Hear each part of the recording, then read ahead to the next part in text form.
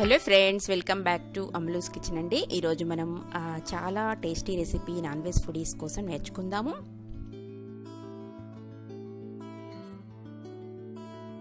కొన్ని టిప్స్ తీసుకుంటే చాలా బాగా వస్తుందండి బిర్యానీ.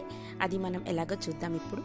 ఫస్ట్ మనం ఫిష్ పీసెస్, ఇది కింగ్ ఫిష్ బిర్యానీ అండి, king fish dum biryani. So మనం కింగ్ ఫిష్ని చాలా క్లీన్గా చేసుకోవాలి, 2 times వాష్ చేసుకోవాలి, రాక్ సాల్ట్ వేసుకొని. తర్వాత మనం కారం, పసుపు, సాల్ట్ వేసుకొని మనం దీనికి బాగా మ్యారినేట్ చేసుకోవాలి.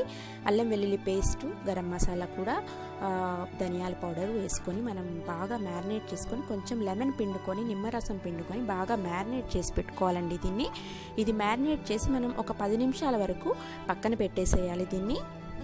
దీనికి మనం 10 minutes పక్కన పెట్టడం వల్ల దీనికి మనం బాగా మనకి మసాలా అంతా దానికి పట్టి ఉంటుందండి పీసెస్కి. సో దీన్ని మనము షాలో ఫ్రై, డీప్ ఫ్రై లాగా మనం ఆయిల్ వేసుకున్నా పర్వాలేదండి, లేకపోతే షాలో ఫ్రై కూడా చేసుకోవచ్చు దీనికి. అంటే మీడియం ఆయిల్ వేసుకొని మీడియం ఫ్లేమ్లో మనం దీన్ని గోల్డెన్ బ్రౌన్ కలర్ వచ్చేంత వరకు టర్న్ చేసుకొని బాగా కలుపుకోవాలి. దీన్ని కలుపుకొని బాగా మనం అంటే ఒక్కొక్కటిగా మనం తీసి వేయించుకోవాలండి దీన్ని. ఫిష్ ఫ్రై లాగా, డీప్ ఫ్రై లాగే వేయించుకోవాలి.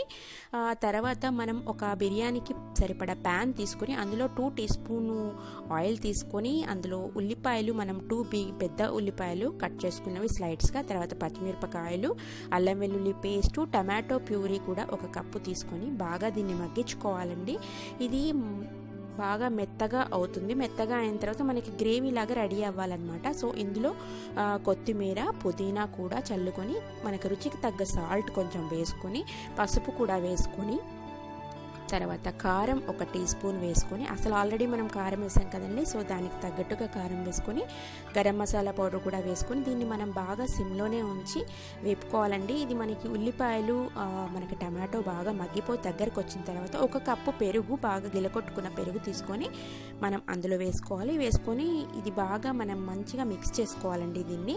కాకపోతే పెరుగు వేసుకున్నాం కాబట్టి మనం సిమ్లోనే పెట్టాలండి. ఇది మనకు టిప్గా కూడా ఉపయోగపడుతుంది. హై ఫ్లేమ్లో తప్పకుండా పెట్టవద్దు, ఎందుకంటే విరిగిపోయే ప్రమాదం ఉంది, అందుకని.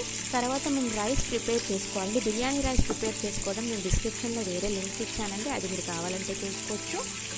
సో మనం బిర్యానీ రైస్, పఫ్డ్ రైస్ తీసుకొని హోల్ గరం మసాలాతో మనం ఉడికించుకున్న 75% ఉడికించుకున్న రైస్ వేసుకున్న తర్వాత పై లేయర్ మనం అంతా గ్రేవీ వేసేసుకోవాలి. తర్వాత ఫిష్ పీసెస్ అన్నీ మనం జాగ్రత్తగా అమర్చుకోవాలండి పైన. తర్వాత మనం ఇంకొక లేయర్ మనం రైస్ వేసుకోవాలి.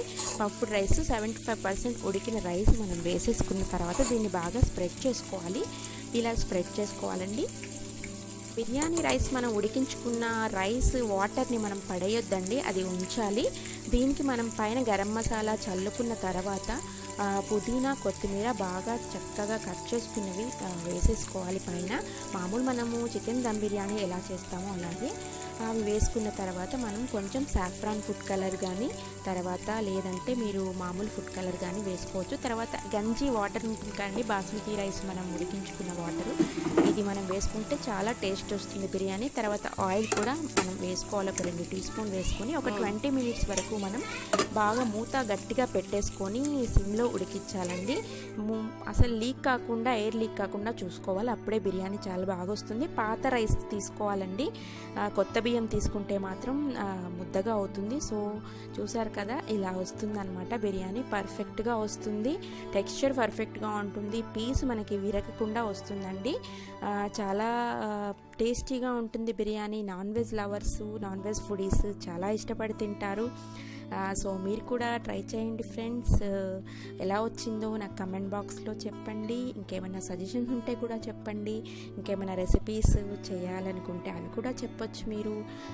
సో అన్నిటికంటే లైక్ చేయండి, షేర్ చేయండి, సబ్స్క్రైబ్ చేయడం మర్చిపోకండి నా ఛానల్ని. సో ఇంకా రెసిపీస్ చూడండి friends. And thanks for watching అండి. Thank you so much. మళ్ళీ నెక్స్ట్ రెసిపీలో మనం కలుసుకుందాం.